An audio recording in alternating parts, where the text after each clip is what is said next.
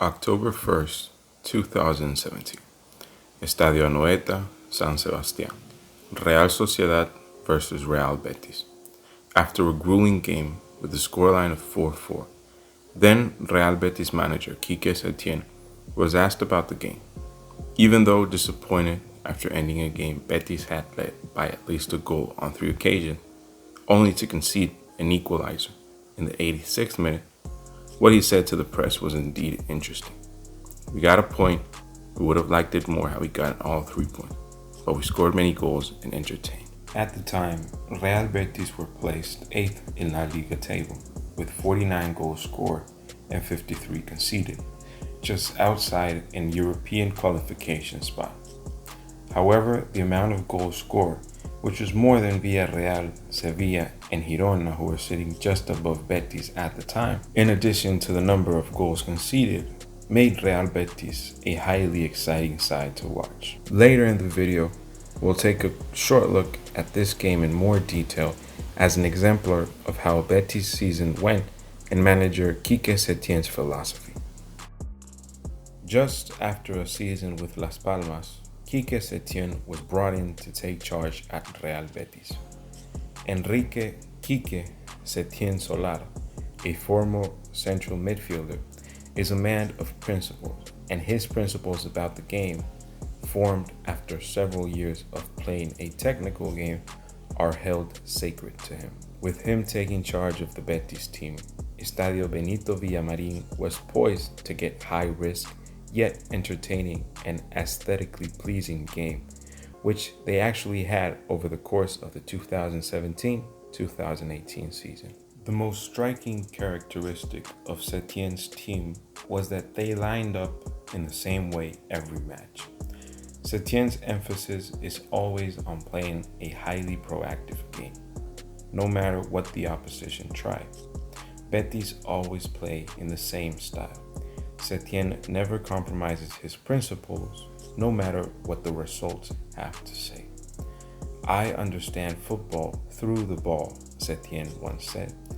This reflects in the way Betis played, a possession-based game with players given freedom to express and room for creativity, with the ball at the center of the game. In the first half of the 17-18 season, Betis played in a 4-1-4-1 formation.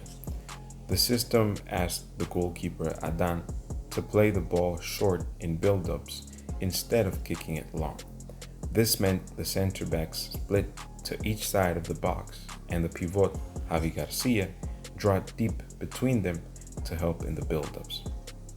Even against very high presses from the opposition, Betis continued to play the same way without skipping the first passes of possession, and in spite of mistakes, patient build-up remained a hallmark of their system. The wingers, Cristian Tello and Joaquin, tucked in when in attack to allow the fullbacks to overlap and track back when off the ball to put Betis in a 4-5-1 shape in defense, allowing a central block. With the arrival of Marc Bartra from Bundesliga giants Borussia Dortmund, Betis had also used a 3-5-2 formation alongside the regular 4-1-4-1. Since Setién's juego de posición asked the center-backs to be good on the ball, Marc Bartra would later prove to be a great addition alongside Jordi Amat and Aysai Mandi. The central midfield duo of Andrés Guardado and Fabián Ruiz Peña is given great amount of freedom. Fabián is handed the responsibility to act as a team's main playmaker, comfortable on the ball, skilled at dribbling, and having a great vision to find pockets of space to pass into. Fabián looked really impressive. The young Spanish midfielder, fearless in carrying the ball, even found himself playing alongside the striker when the wingers tracked back. This duo is officially helped by Riyad Boudebous and Victor Camarasa. We will take a short look at the game against Real Sociedad to understand Real Betis' season. Betis and Sociedad both lined up in a 4-3-3 shape on paper. However, while pressing, Sociedad shifted to into a 4-1-3-2 shape. Here, the ball is with Mandi, the better ball handler of the CB pairing, as he tried to play short, a passing option to the other center back, and the goalkeeper is cut by one of the forwards. This forced Betis to play the ball to Javi Garcia, who dropped deep. Once receiving the ball, he is instantly pressed and forced to play it back. Sociedad's aim was to keep Betis' midfield duo of Guardado and Fabian away from getting the ball. In all, this game was really mental, perhaps one of the best games played that season. However, it highlighted the fact that Betis did not surrender their identity no matter what the opposition tried. And in spite of very high presses from Sociedad, they continued to build from the back.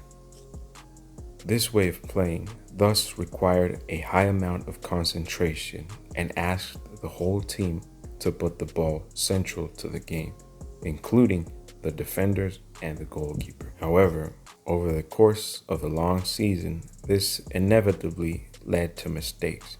In fact, a high percentage of the goals that Betis conceded that season came from such errors or lack of concentration. However, Setien and his team stayed loyal to his principles, and when this was no longer the case, Setien was no longer their manager. To sum it up, in Setien, Betis had an exciting and principled manager. His aim was always long-term. He never thought of short-term results over long-term gain. All he wanted was enjoyable football. However, whether to sacrifice the results in short term for a long-term gain was a big question for the board and fans of Real Betis. Thank you for watching this La Señora videos. If you liked the video, hit that like button.